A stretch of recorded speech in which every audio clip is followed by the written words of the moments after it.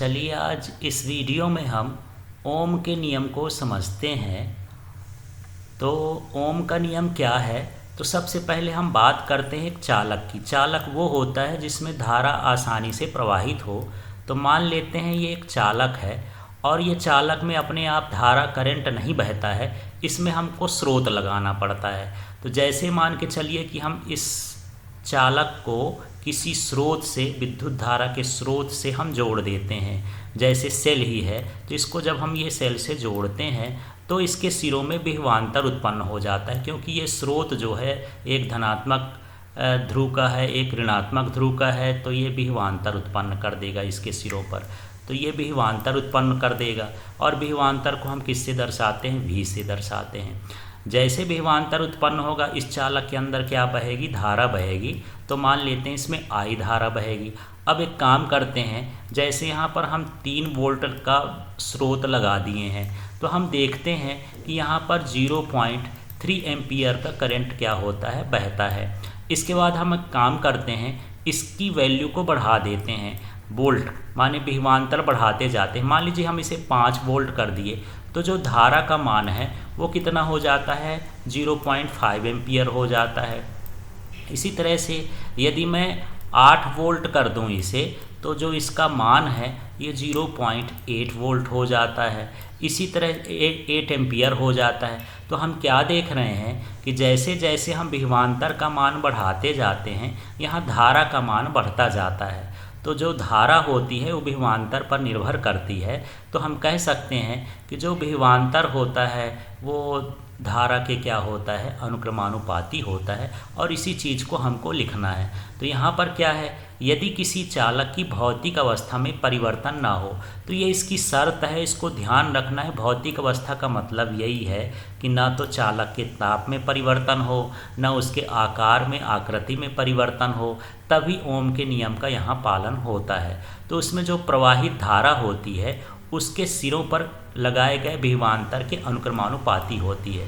तो सीधा सीधा है, इसको भी हम पढ़ सकते हैं। ये जो सूत्र लिखा है, V का मतलब विभवांतर है और I का मतलब प्रवाहित धारा है। यदि किसी चालक की भौतिक अवस्था में परिवर्तन ना हो तो फिर इसको बोल देना है तो चालक में प्रवाहित धारा उसके सिरों पर लगाए गए विभवांतर के समानुपाती होती है। अर्थात यदि हम विभवांतर को बढ़ाएंगे तो धारा का मान भी क्या होगा? बढ़ेगा। तो यही जो है ओम के नियम का कथन है। ये जॉर्ज साइमन ओम ने इस नियम को दिया था। तो इसको संकेत में लिखते हैं V प्रोपोर्शनल I। तो यही है किसी चालक में प्रवाहित धारा उसके सिरों पर लगाए गए विभवांतर के, और फिर इसको बोल देना है समानुपाती। ये समानुपाती का चिन्ह है तो इस तरह से इसको बोलना है। अब यदि हम कोई समानुपाती का चिन्ह हटाते हैं तो उसके स्थान पर नीतांक आता है। यहाँ पर ये नीतांक क्या लिखा गया है? R लिखते हैं इसके लिए। तो जहाँ पर जो R होता है वो प्रतिरोध होता है। तो यहाँ पर समझ लेते हैं V क्या है? चालक के सिरों का विभवांतर है। I क्या है? चालक में बहने वाली धारा है। R क्या है? एक नीतांक है जिसे चालक का क्या कहते हैं? प्रतिरोध कहते हैं। अब यहाँ पर ओम की नियम की कुछ सीमाएं हैं। सीमाएं का मतलब यही है कि ये हर जगह पर लागू नहीं होता, इसकी कुछ शर्तें हैं। तो यही शर्तें और सीमाएं एक ही चीज़ होती हैं। पहला यही है कि चालक का ताप कैसा होना चाहिए? नियत होना चाहिए। और दूसरा यही है कि चालक में विकृति अर्थात उसमें तोड़ फोड़, आकार आकृति में परिवर्तन नहीं होना चाहिए। तो फिर ओम के नियम का पालन होता है। अब इसके लिए अलग से कुछ नोट्स को समझ लेते हैं कि ये क्या चीज़ें हैं। तो जो ओम का नियम है ये धात्विक चालकों के लिए ही सत्य है। जैसे मान लिया विद्युत अपघट्ट हैं, अर्धचालक है, इनमें ओम के नियम का पालन बहुत हद तक, माने अल्प अंतराल के लिए तो पालन होता है लेकिन बहुत समय तक पालन नहीं होता है।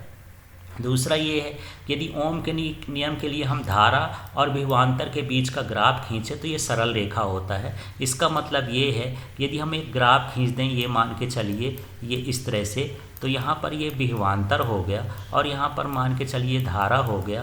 तो ये जो ग्राफ मिलता है धारा और विभवांतर के बीच का वो कैसा होता है? सरल रेखा होता है।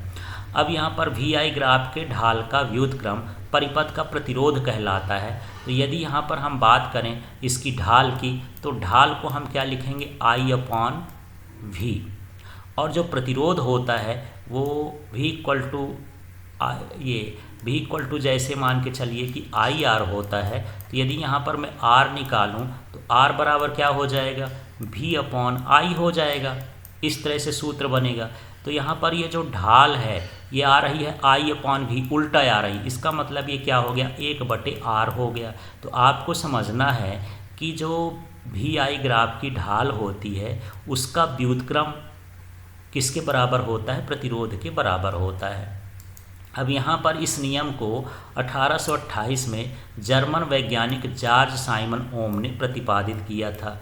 यदि हम इसके सदिश रूप की बात करें तो ये होता है जे वेक्टर बराबर सिग्मा ई वेक्टर। तो जो जे होता है ये धारा घनत्व होता है, जो सिग्मा होता है ये चालकता होती है, विशिष्ट चालकता, और ये जो ई है ये विद्युत क्षेत्र की तीव्रता है। तो विद्युत क्षेत्र के पदों में ये कैसी राशि है, एक ये इसका क्या है, सदिश रूप है। अब यहाँ पर जो भी बराबर आई आर है इसमें सारी राशियाँ अदिश हैं। ये ओम के नियम का कैसा रूप होता है, अदिश रूप होता है। तो जब भी आपसे सदिश रूप पूछे तो सदिश रूप में हमको ये बताना है और अदिश रूप में हमको ये बताना है। तो आपको पूरा सिलेबस कवर करना है यदि, तो आप गूगल प्ले स्टोर से एलके फिजिक्स का एप्लीकेशन डाउनलोड कर लीजिए, उसमें इंस्टॉल करिए, रजिस्टर करिए, एडमिशन फॉर्म भरिए और सब्सक्राइब करके पूरा तैयारी आप कर सकते हैं। Thank you.